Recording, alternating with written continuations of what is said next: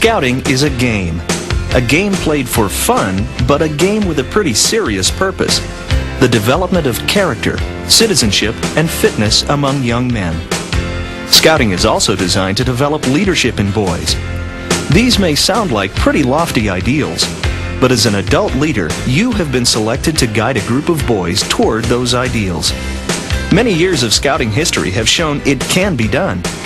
This workshop will assist you in the training of your new troop junior leaders. It is designed to supplement the introduction to leadership you have already given them. These activities should help you transfer much of the leading of the troop into the Scouts' own hands. The workshop consists of a series of activities in which you will take part with your Scouts. Notice we said, you will take part. We will present a kind of leadership that takes seriously the ability of boys to lead their own patrols and troop. We call it shared leadership. It's not new, of course. We have said for years that scouting develops leadership in young men. But actually getting this to happen can be difficult. For one, boys don't always take the initiative to lead. And as adults, we sometimes find it easier to make the key decisions for the troop. The approach we use here will help you give the leadership initiative back to your boy leaders. But to do that, you must take an active part in all of the discussions and activities. You will have to set a good example of participation for the boys to get the most out of the day. This workshop may seem different from training activities you have had in scouting so far, but if you use it as designed, you can establish an atmosphere of trust to build on through the year.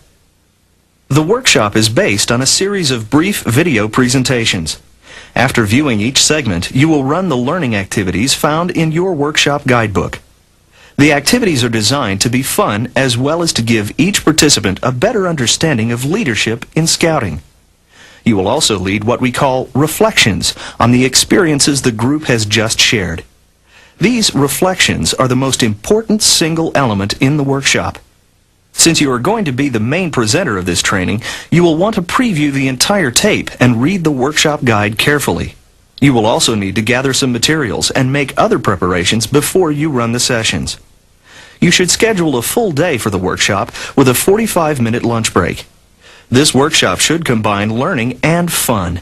It can be a beginning of the mutual trust you need to make boy leadership a reality in your troop.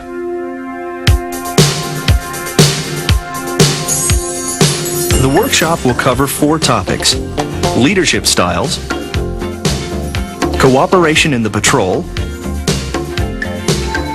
conflict resolution, and building team spirit. The objectives are twofold. 1, to give you and your junior leaders a greater sense of mutual trust. And 2, to see how shared leadership will work in the patrol and the troop. There are a few props you'll need to run the workshop. They are simple things: a beach ball, a length of good stout rope, strips of cloth for blindfolds, some potatoes, magazines,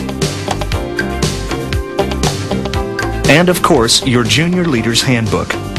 We even have a special lunch activity that provides a learning experience.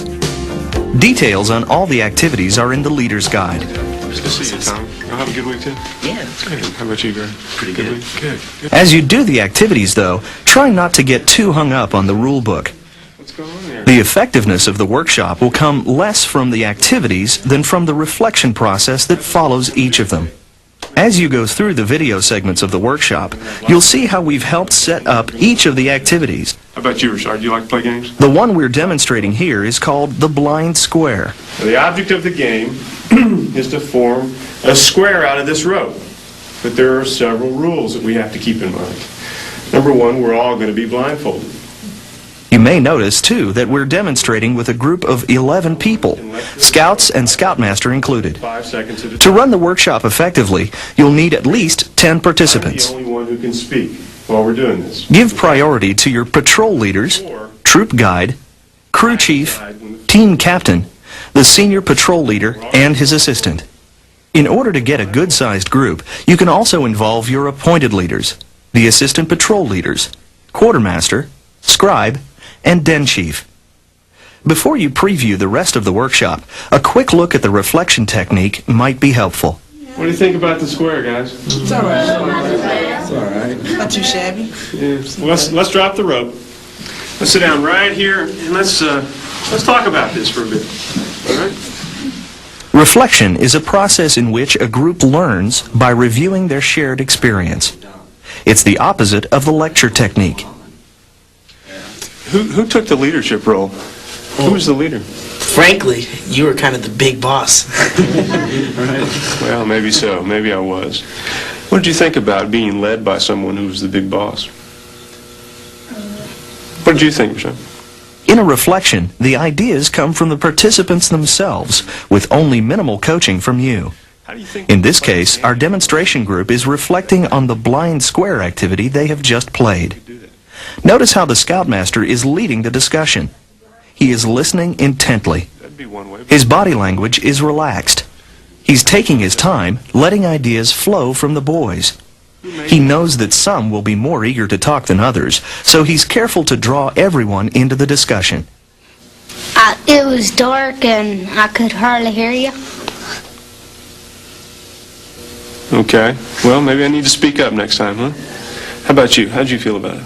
Notice, too, that our leader did not characterize what the scouts said as good or bad.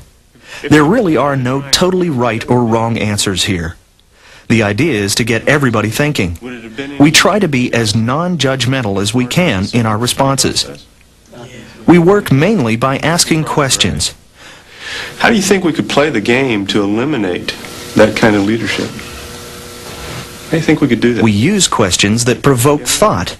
Open-ended questions that cannot be answered with a simple yes or no. We close the reflection by setting goals based on the judgments and generalizations we have just formed. Good idea. Some very good ideas can come up this way. As the leader of the reflection, you'll be able to reinforce ideas that relate to the workshop. If you listen well, you can build on some of the scouts' own ideas as you go through the day. As you lead your junior leaders through this workshop, you'll come across many opportunities to lecture. You know, that's a good point. This is why... You go ahead. But you won't. You may find that some intense listening can work as well for you as intense talking. This ends your pre-briefing. Go on now to a careful review of the leader's guide and the video portion of the workshop. You can make some notes and get started on your materials list.